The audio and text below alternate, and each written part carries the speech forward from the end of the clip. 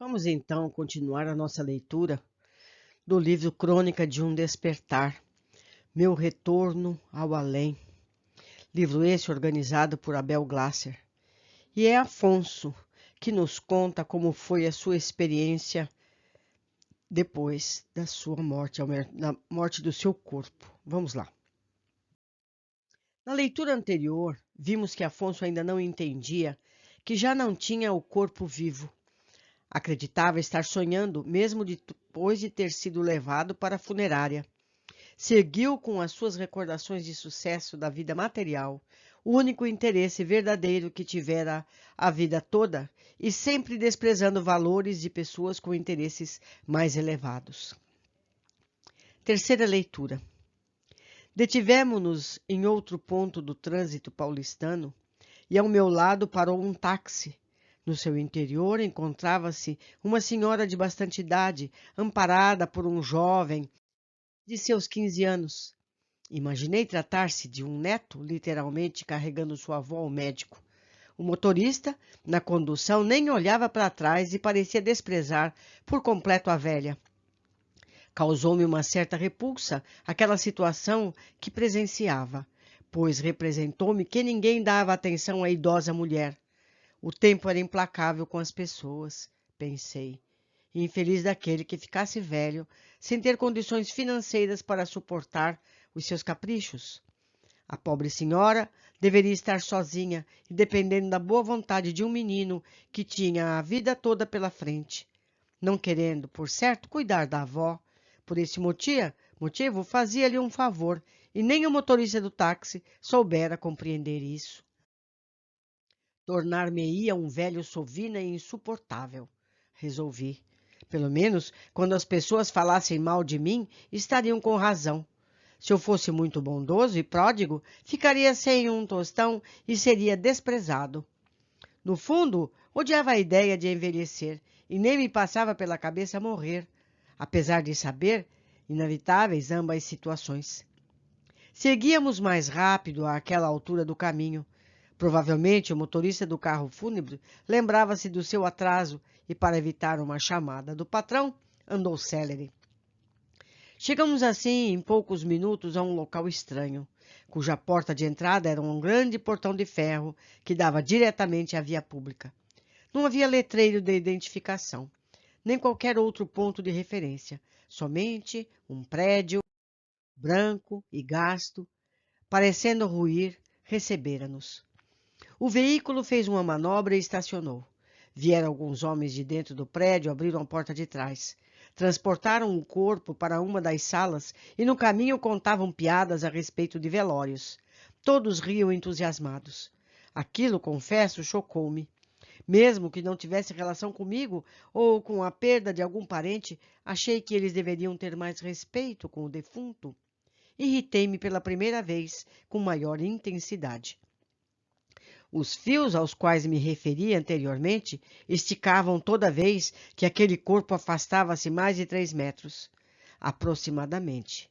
E eu era arrastado para junto dele. Novamente exasperei-me. Parecia uma assombração jogada de um lado para o outro, sem rumo e confusa.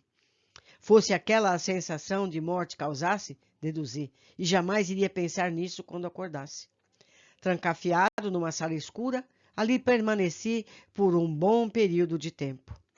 Não havia nenhum ponto de luz no local e a angústia tomou conta de mim. Acreditava estar irrespirável, pois faltavam suficientes entradas de ar. Subitamente, quando já não sabia o que pensar, ouvi uma voz. Era um tom sinistro, parecendo irônico, que cantarolava a marcha fúnebre em descompasso. Causou-me espanto. Olhei para os lados e nada enxergava. Incessantemente continuava a balada soturna. Apesar de vivenciar um pesadelo, deu-me vontade de fazer algumas perguntas e não me contive. Indaguei em altos brados. Quem está cantando essa melodia irritante? Responda quem está aí, comandei com voz inquestionável. Não bastasse a canção, ouvi também risos. Se forem os grosseiros carregadores que há pouco vi, peço-lhes que parem essa brincadeira estúpida. Não considero nem um pouco engraçado. Insistiam as risadas e também a marchinha desprezível, que àquela altura era também assobiada. Covardes! Se isso não fosse um maldito sonho, iria queixar-me ao seu patrão. O ateu mundano está acordando de sua catalepsia. Vejam, ele está furioso e continue a 10 almas. Isso é uma antiga medida de comprimento de 3 palmos. Eu vou ler de novo esse parágrafo. O ateu mundano está acordando de sua catalepsia.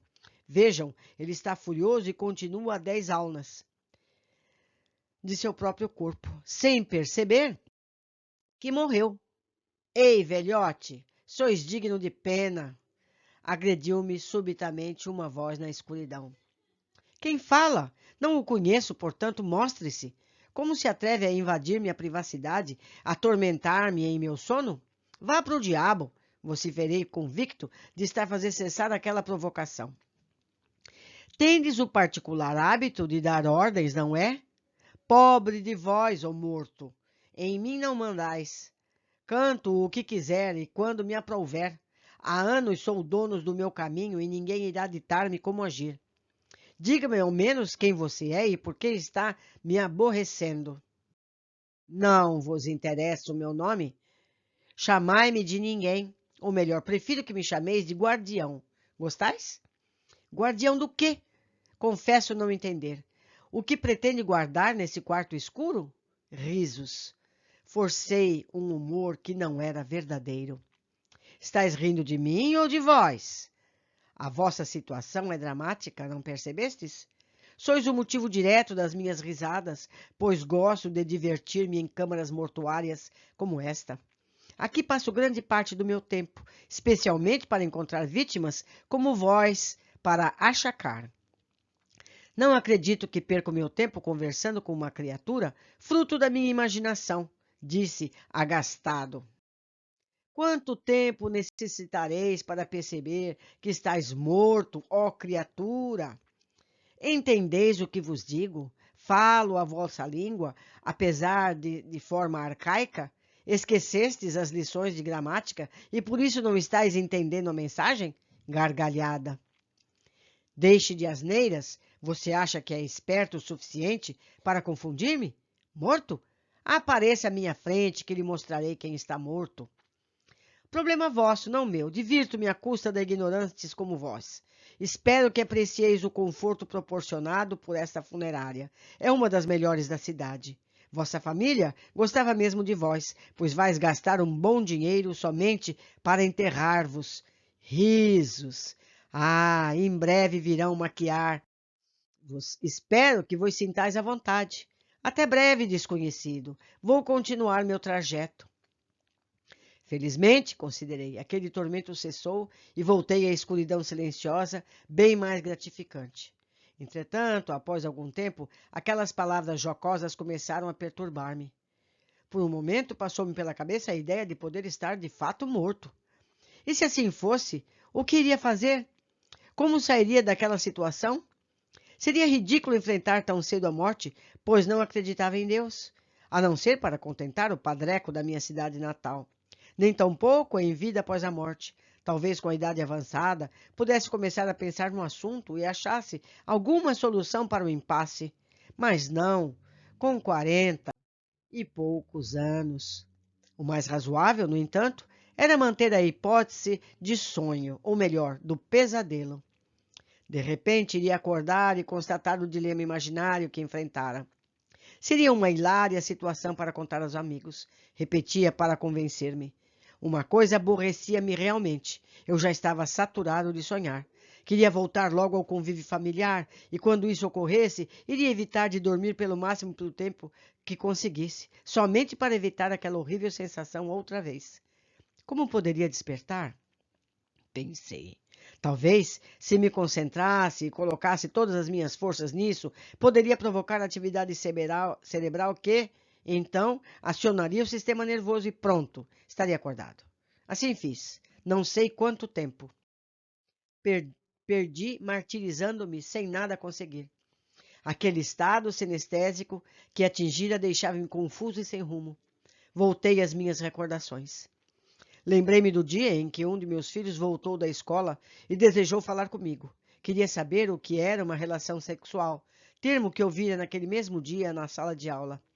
Orgulhoso de ter tido procurado para prestar tais importantes esclarecimentos que somente um pai pode fazer, narrei-lhe tudo o que sabia.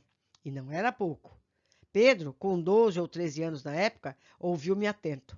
Quando findei minha exposição, ele ergueu-me sobre o meu casamento com Elvira, desejando saber se nós mantínhamos relações sexuais. Respondi-lhe que sim. O menino esperto não tardou a indagar-me se era só com a mãe que as mantinha. Tentei ser verdadeiro, do mesmo modo que eu fora comigo, razão pela qual admiti que não. Um homem, expliquei, tinha o direito e a necessidade de ter outras namoradas, além daquela que lhe ocupasse o principal ponto da vida. Não era desonra alguma para Elvira que eu tivesse outros relacionamentos fora do casamento, disse-me. E ele iria fazer o mesmo quando se casasse. Minha sinceridade espelhava o senso comum de meus amigos e de meus familiares. Em minha posição social, um homem jamais evitaria conhecer outras mulheres, pois isso lhe conferiria um certo prestígio e, logicamente, status. Nem bem terminei a minha exposição e notei no jovem uma feição transtornada, esboçando um ar de repulsa. Indaguei-lhe se havia bem compreendido minhas palavras, mas Pedro dirigiu-me a mim chorando e retorquiu jamais acreditar que seu próprio pai fosse um adúltero. Exatamente foi esse o termo que usou e o qual nunca mais esqueci. Fiquei abalado, pois já tinha mantido a mesma conversa com Marco Aurélio, que, extasiado, ainda obrigou-me a falar sobre o assunto. Na ralha de minhas várias aventuras, e o garoto ficava orgulhoso. Entretanto, o caçula olhou-me com desprezo e repugnância.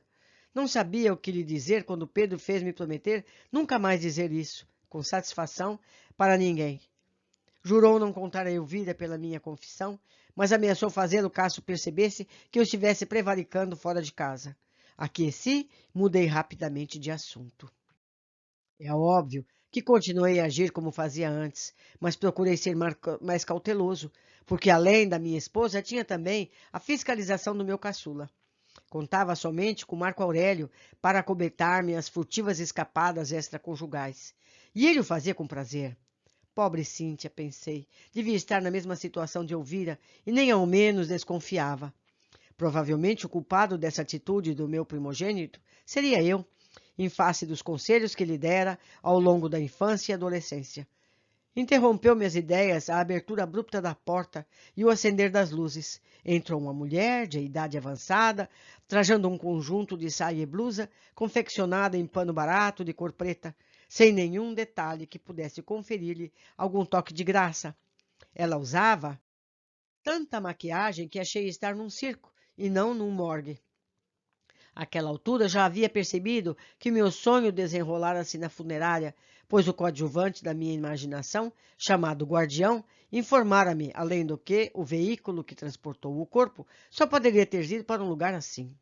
Quando a figura exótica aproximou-se, colocou sua enorme bolsa, também preta, talvez para ornar com suas roupas vulgares, em cima da barriga do gélido e pálido cadáver, fazia-me sentir asco. Tamanho era o desrespeito. Impassível, a vetusta retirou inúmeros potes e potinhos, abriu-os e espalhou sobre o tórax do humilhado defunto. Por horas a fio, sem demonstrar qualquer emoção, maquiou o morto. De fato, sua aparência melhorou bastante e ele parecia mais bem disposto. Pela própria artista. Ou melhor, mais bem disposto que a própria artista. Quando terminou o seu trabalho, olhei fixamente para o corpo e percebi que era exatamente como eu. Concluí, sem chance de errar, que quando morresse ficaria mais ou menos daquele jeito. A mulher então guardou seus apetrechos, catagrafou um papel com algumas frases inteligíveis, colocando no bolso do terno que havia sido vestido no cadáver. Minha curiosidade aguçou. O que teria aquela sinistra figura escrito? Seria uma mensagem para os anjos? Caçoei. Não consegui pegar o tal bilhete, porque minha mão varava pela roupa sem lograr alcançá-lo. Era terrível sonhar. Conformei-me em não desvendar o mistério e continuei a refletir sobre o meu passado. A única coisa que me dava prazer naqueles difíceis momentos. Não poderia jamais esquecer do dia em que fui chamado pelo gerente de vendas, bastante irritado, com um grupo de pessoas que insistia em falar comigo. Para evitar tumulto dentro da empresa, resolvi recebê-lo. Eram voluntários de uma campanha de arrecadação de fundos para o erguimento de um orfanato no meu bairro. Diziam-me da necessidade em ajudar a obra, pois a empresa situava-se na mesma região e estaria com isso auxiliando a comunidade beneficamente. Alegavam que a instituição tinha por finalidade amparar a criança carente e sem pais. Enfim, sugeriram uma determinada quantia que, a princípio, achei elevada. Depois dos fartos argumentos que eles levantavam, julguei ser oportuno desfilar-lhes os meus, contando-lhes as horas a fio com que comecei a minha carreira, vindo do nada até atingir a posição de sucesso que podiam constatar. O grupo ouviu-me com paciência, certamente para receber a minha doação. Acreditei. Finda a minha exposição, repleta de autoelogios, a minha pessoa, dei-lhes metade do que haviam solicitado e prometi-lhes que futuramente daria o restante. Aguardaria, no entanto, a obra estar pronta para voltar a falar no assunto. Quando os voluntários agradecidos saíram, chamei os meus funcionários e, orgulhosamente, narrei-lhes o meu ato benemérito com minúcias. Todos me aplaudiram o gesto e consideraram-me uma pessoa sensível e caridosa. Foi um bom dia em minha vida, pois tinha sido aclamado por estranhos e por meu próprio pessoal, além de ter feito uma doação caritativa que me acalentou a consciência por longo período. A partir daquele dia, resolvi praticar a caridade uma vez ou outra para sentir a aprazível sensação de dever cumprido. Quem sabe não ganharia algum título comunitário? Conjecturei. Ao chegar em casa, contei à minha família o meu gesto e outros elogios colhi. Bons sonhos deve ter tido naquela noite, bem diferentes desse que estava a atormentar-me. Não sei quanto tempo passava quando a porta abriu-se outra vez e aqueles homens atrevidos voltaram para pegar o corpo. Outras desagradáveis piadas foram proferidas. Passando a uma sala contígua, cuja luminosidade angustiou-me, o cadáver foi colocado num belo caixão de mogno, se é que se pode qualificar assim, um esquife, todo forrado de veludo roxo, com sutis riscos em linha preta e volteado por alças douradas. Possuía também desenhos e gravações em baixo relevo, dando-lhe o aspecto sofisticado. Trancafiado ali dentro, visores de vidro permitiam enxergar o corpo no seu interior, ainda que a tampa fosse colocada. Começaram em seguida a despejar inúmeras dúzias de flores, entre crisântemos brancos e palmas amarelas, em seu interior, buscando cobri-lo completamente. Aproximou-se do ataúde uma outra mulher idosa, que não era a mesma que fez a maquiagem. Ela começou a ajeitar cuidadosamente a decoração floral e nem se abalava de estar lidando com o defunto. Quantas outras vetustas senhoras iriam aproximar-se do ataúde para alguma tarefa especial? Não haveria outra pessoa, quem sabe mais jovem, aquela funerária que pudesse encarregar-se do preparo do corpo para o velório?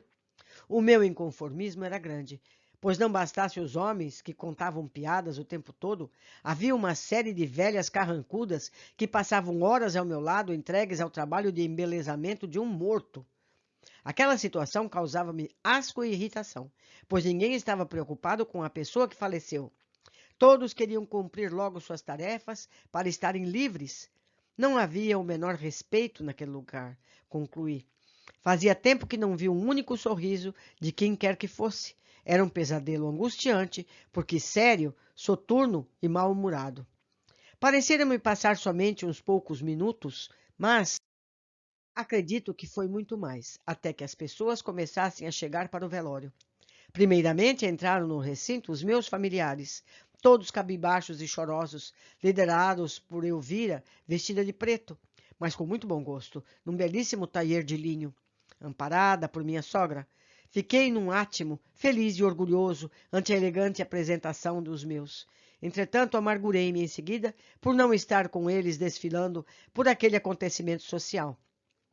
Via figuras extremamente idosas e estáticas, apoiadas em bengalas no local, e imaginava que jamais poderia ser o meu velório, pois eu era muito novo para morrer, especialmente comparado àqueles vetustos convidados. Postei-me altivo ao lado de Elvira, e ali fiquei em posição de sentido. Todos se aproximavam, davam-lhe condolências e abraçavam o quanto eu fora bom e caridoso, além de ter deixado imensurável saudade em todos os que me amavam. Seria assim quando eu de fato morresse? Pensei. Nada mal para alguém que era um pobre coitado na infância e conquistara o seu lugar na sociedade com muito trabalho e dedicação. Mas jamais fui ignorante, apenas não tive formação em nível superior. Para compensar, costumava ler muito, especialmente bons livros. Machado de Assis era minha preferência, além de jornais e revistas. Considerava-me culto e bem informado, podendo manter conversação com qualquer pessoa. Estavam certos aqueles que sentiam a minha falta. Se eu tivesse morrido, realmente iria deixar muita saudade, e não era arrogância de minha parte ratificar aqueles espontâneos cumprimentos a Elvira. Apenas deixei à parte a modéstia, reconhecendo a verdade. Formou-se de repente uma fila de funcionários da minha empresa, que parecia não ter fim. Os meus filhos comentaram, um com o outro, como eu era estimado pelos empregados. Minha nora, corroborando essas considerações, lembrou-lhes quantas coroas de flores haviam chegado. Eram mais de 30, exultava, e, portanto, um sinal de apreço e afeto. É verdade que aproximadamente 90% delas foram enviadas por clientes que ainda não haviam saldado suas dívidas para comigo, mas isso não significava que, além de credor, eu não lhes representava alguém importante e distinto. Creio que nenhuma outra cerimônia poderia ter me tocado tanto, não fosse aquele acontecimento, meu próprio velório. Porém, em sonho, quando chegasse a hora, gostaria que tudo transcorresse exatamente daquela forma. Sintetizei. A alegria durou pouco quando resolvi afastar-me de Elvira e dirigir-me ao canto oposto da sala. Ouvi várias conversas que não me trouxeram bem-estar. Em rodas de amigos e de funcionários, muitos estavam tecendo considerações agressivas e desairosas a meu respeito. Haviam dito palavras gentis a Elvira, mas por trás denegriram minha honra e minha atitude francamente hostil e descaridosa. Afinal, não podia apresentar qualquer defesa. Admito que acompanhar aqueles diálogos ásperos, protagonizados por falastrões desumanos, era profundamente irritante. Comecei a desesperar-me sem saber a quem recorrer e o que fazer. Quando caminhava confuso de um lado para o outro na sala, deparei-me novamente com aquela soturna figura que a câmara mortuária me havia surgido. E então, estáis convencido agora de que morreste? Não ouvis os vossos estranhos amigos e familiares tecendo tão boas considerações a vosso respeito? Cale-se! Isso é somente um sonho. Se fosse verdade, eles jamais estariam falando essas coisas horríveis, respondi de pronto. Que falais argumento? Sois realmente um cego para a realidade. Tenho pena de vós, pois nunca vi antes tamanha recalcitrância em admitir uma morte. Deveríeis fazer como eu, desconhecido, reconhecendo logo o vosso atual estado. Assevero-vos, não é tão ruim quanto pensais. E supondo que você esteja falando a verdade, o que vamos admitir, somente para argumentar, estou morto. Se é assim, há quanto tempo você vagando nesse morgue lúgubre, irritando os que encontra pela frente? Há anos, suponho. Nem tenho como responder-vos essa questão, mas a considero irrelevante, pois o que me confere prazer não é digno de contagem de tempo. Vós podeis contar os dias, as horas de vossa terrível situação, porque não tendes prazer algum no que fazeis. Eu sou diferente. Minha diversão é essa que estáis vendo. Que tolice! Você é um frustrado, um pobre coitado que não sabe para onde ir e diz divertir-se nessa funerária imunda. Aposto como nem o seu velório você teve a satisfação de acompanhar. E para que eu faria? Para ver pessoas criticando-me após a morte? Para perceber o quanto me aturaram quando vivo e era agora descontarem sua ira em cima da minha memória com comentários grosseiros a meu respeito? Saibais que já acompanhei centenas de velórios e enterros e em nenhum deles os convidados souberam manter a compostura. Quando não estão criticando o morto, que já não se defende, passam a contar piadas ou divagar sobre heranças e legados. Humanidade é pérfida e suja. Você é muito amargo, talvez porque não tenha sido uma família como a minha. Está parado no tempo, cultivando um rancor infinito. Nem é o modo de falar, você procurou atualizar. Sua maneira de expressão é antiquada e ultrapassada. Que grande cultura tendes para corrigir meus modos dessa forma? Sois um rebolão. A única vantagem dessa nossa conversa é que vos pareceis admitir que não sou apenas fruto da vossa imaginação, como antes o fizeste, ou estáis conversar convosco mesmo. E riu. Não perderei meio tempo argumentando com você. Pouco me interessa de onde veio ou para onde vai. Prefiro estar ao lado da minha família e ter que aturá-lo. Não pretendo mesmo ficar. Faço-vos um alerta. Cuidado daqui por diante, pois irás encontrar outros como eu, que não vos darão tanta atenção nem gastarão muita conversa. Rapidamente procurei o conforto de ouvir e postei-me de novo ao seu lado. Gostava de ouvir as belas palavras de condolências que lhe eram dirigidas pelos convivas. Constatei que o tempo passava à medida que as velas em volta do caixão eram trocadas com certa periodicidade. Quando minha esposa ficou sozinha, aproximou-se dela o meu gerente de vendas, Walter, sentou-se numa cadeira ao lado e pegou-lhe uma das mãos. Silenciosamente começou a afagá-las e a beijá-la. Preocupei-me, pois jamais o vira tão íntimo de ouvira antes. Achei, no início, que ele intencionava abordá-la em momento tão difícil, mas não precisava acarinhá-la daquele jeito. A cada suave deslize de seus dedos pela mão direita da viúva, minha ira crescia. Por que ela não se sustava o afago, retirando-lhe a mão?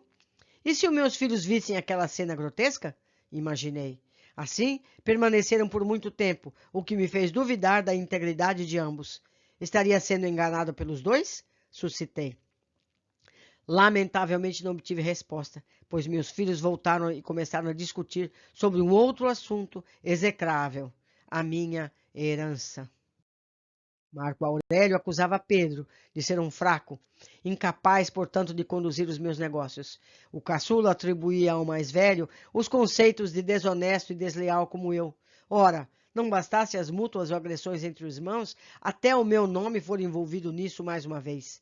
Insolentes estavam sendo os rapazes, concluí. Deveriam respeitar a minha suposta morte e jamais debater o assunto tão supérfluo nesse tipo de cerimônia.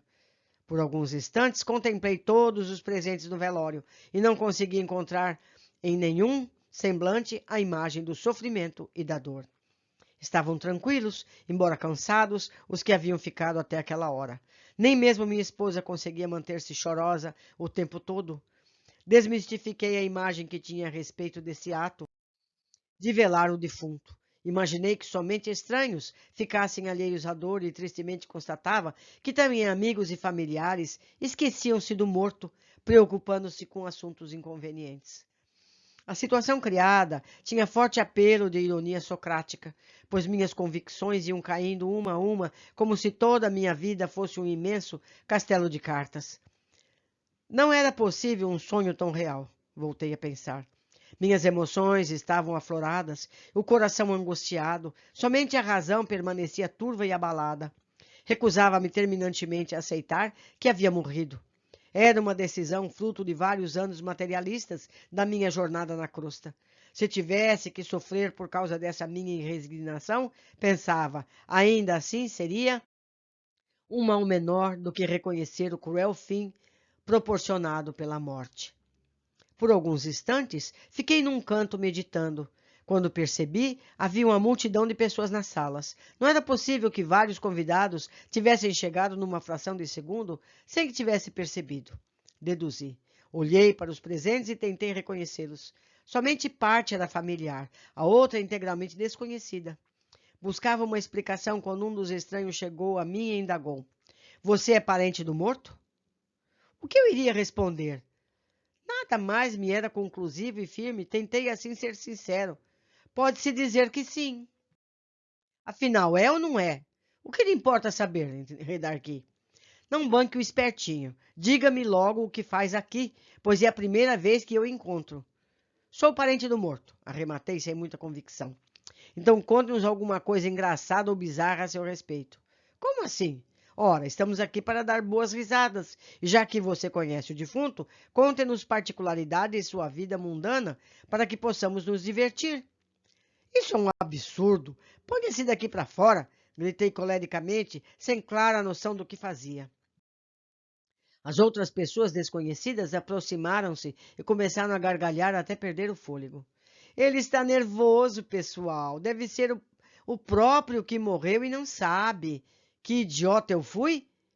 Parente qual nada, é ele mesmo. É o próprio, berravam todos em coro. Estupefato, não sabia o que fazer, tentei agredi-los fisicamente. Não consegui, mas minha reação violenta provocou-lhes ainda mais ânsia de ridicularizar-me. Durante horas seguidas, aqueles seres cruéis infernizaram-me sem cessar.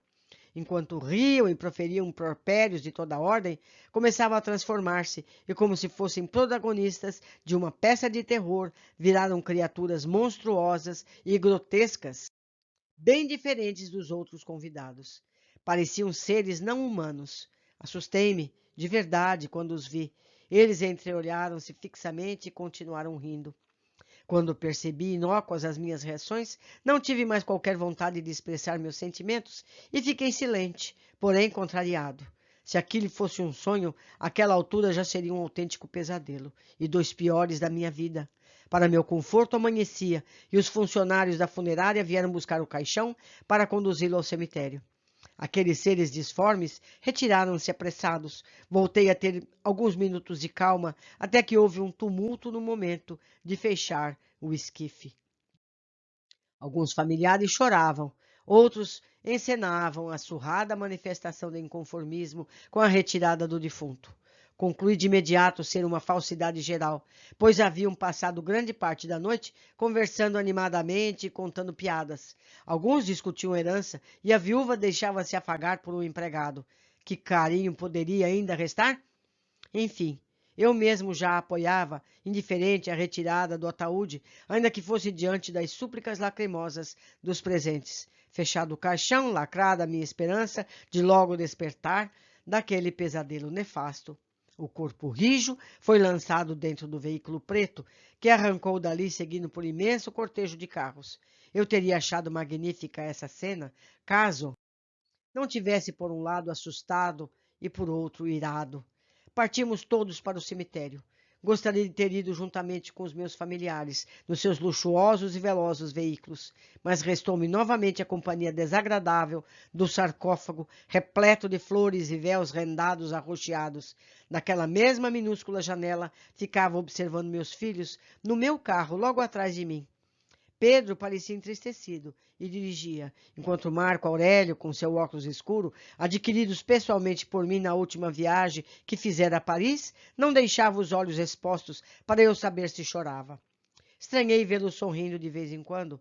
Eu vira, por sua vez, já tinha mudado de roupa. Trajava agora um vestido preto, com alguns minúsculos detalhes em branco.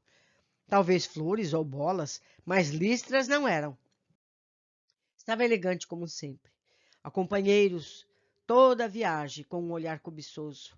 Atingimos o nosso destino em alguns minutos. O trânsito da cidade contribuiu muito, mas honestamente não sabia dizer qual era o dia da semana. Quem sabe domingo, deduzi pela facilidade de locomoção. Aliás, minha vida parecia circundar em torno desse dia semanal, e em face disso a sonhar, e ainda não havia mudado a data. Talvez fosse um fenômeno próprio a esse estado, ou seja, enquanto dormimos, o tempo não passa. Vamos fazer nova pausa, meus amigos. Deixo aqui meu e-mail. Convido a todos que façam seus comentários na área abaixo aqui no próprio YouTube, para que possamos trocar ideias sobre tão difícil situação a que o Afonso está nos narrando. Precisamos aprender, meus amigos, para que não passemos a mesma situação que Afonso está a nos narrar. Um abraço a todos e até a continuidade.